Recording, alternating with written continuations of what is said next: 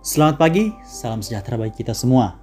Bapak, Ibu, saudara-saudara yang terkasih dalam Tuhan, kembali kita berjumpa di pagi yang indah ini, di Kalimbuang Boba, Renungan Harian Gereja Toraja Jemaat Lan Raki Biringkanaya, edisi Sabtu 9 Oktober 2021, bersama saya Diaken Gideon Banga. Mengawali aktivitas kita pada pagi ini, kita akan berdoa, membaca dan merenungkan firman Tuhan yang terambil dari Matius pasal 5 ayat 27 sampai ayat 37. Sebelum membaca dan merenungkan firman Tuhan, mari kita satu dalam doa, kita berdoa. Allah Bapa kami yang bertahta dalam kerajaan surga, kembali kami datang menghampiri tahta kekudusan-Mu, mengucap syukur dan berterima kasih atas segala kebaikan dan berkat-Mu. Engkau telah menyertai kami sepanjang malam yang telah lalu, hingga pada saat ini kami boleh merasakan nafas hidup karunia-Mu kepada kami. Kami akan membaca dan merenungkan firman-Mu Tuhan. Kuasai kami dengan kuasa Roh Kudus-Mu, biarlah kami boleh mengerti dan mengaplikasikan firman-Mu itu dalam kehidupan kami sehari-hari. Ini doa kami Bapa. Terima kami yang berdoa, dalam nama Tuhan Yesus kami berdoa. Amin. Injil Matius pasal 5 ayat 27 sampai 37. Kamu telah mendengar firman jangan berzinah. Tetapi aku berkata kepadamu, setiap orang yang memandang perempuan serta menginginkannya sudah berzinah dengan dia di dalam hatinya. Maka jika matamu yang kanan menyesatkan engkau, cungkilah dan buanglah itu. Karena lebih baik bagimu jika satu dari anggota tubuhmu binasa, daripada tubuhmu dengan utuh dicampakkan ke dalam neraka. Dan jika tanganmu yang kanan menyesatkan engkau, penggallah dan buanglah itu.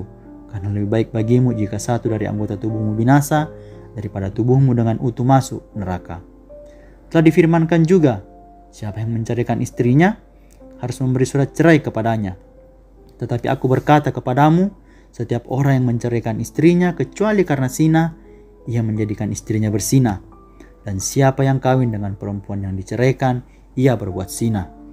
Kamu telah mendengar pula yang difirmankan kepada nenek moyang kita, jangan bersumpah palsu, melainkan peganglah sumpahmu di depan Tuhan. Tetapi aku berkata kepadamu, jangan sekali-kali bersumpah, baik demi langit karena langit adalah tahta Allah, maupun demi bumi karena bumi adalah tumpuan kakinya, atau demi Yerusalem karena Yerusalem adalah kota raja besar. Janganlah juga engkau bersumpah demi kepalamu, karena engkau tidak berkuasa memutihkan atau menghitamkan sehelai rambut pun.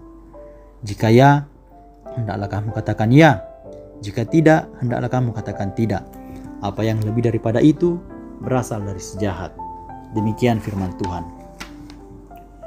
Bapak, Ibu, saudara-saudara yang terkasih dalam Tuhan, tema kita pada pagi ini yaitu menjaga kekudusan pernikahan, atau dalam bahasa Toraja, umparakai kamaindanan dan panan kapa.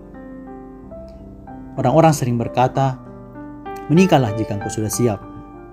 Kesiapan di sini tidak hanya menyangkut materi, mapan tidaknya seseorang, tapi siap dari banyak sisi, termasuk siap bertanggung jawab, serta menjaga kekudusan pernikahan.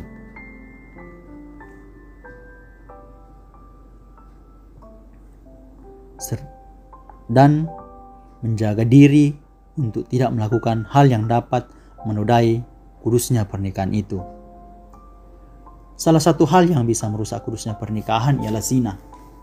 Yesus menyampaikan bahwa zina tidak hanya dalam bentuk tindakan saja, tidak hanya dalam bentuk tindakan yang nampak, tetapi juga ketika seseorang memandang dan mengingini, itu sudah dikatakan berzina dalam hati. Yesus mengingatkan para murid untuk membuang dan menjauhi segala sesuatu yang dapat menyesatkan mereka. Selain persinahan, Yesus juga menyampaikan tentang perceraian. Yesus menentang penafsiran yang sempit dan membuka peluang dosa. Karena pada waktu itu ada kekeliruan dalam menafsirkan Taurat dengan pemahaman bahwa perceraian boleh dilakukan oleh seorang suami ketika ia menemukan ketidakpantasan dari istrinya. Mengenai perceraian, Yesus kembali mengutip tradisi dalam Perjanjian Lama, bahwa siapa yang menceraikan istrinya harus memberi surat cerai. Dan untuk memperoleh surat tersebut, tidaklah semudah yang kita pikirkan. Sehingga memberi kesimpulan bahwa betapa berharganya dan betapa kudusnya pernikahan itu. Dalam pernikahan Kristen, suami maupun istri memiliki tanggung jawab untuk menjaga kekudusan pernikahan. Tidak memandang rendah suami atau istri, tetapi melihat diri sebagai pasangan yang sepadan.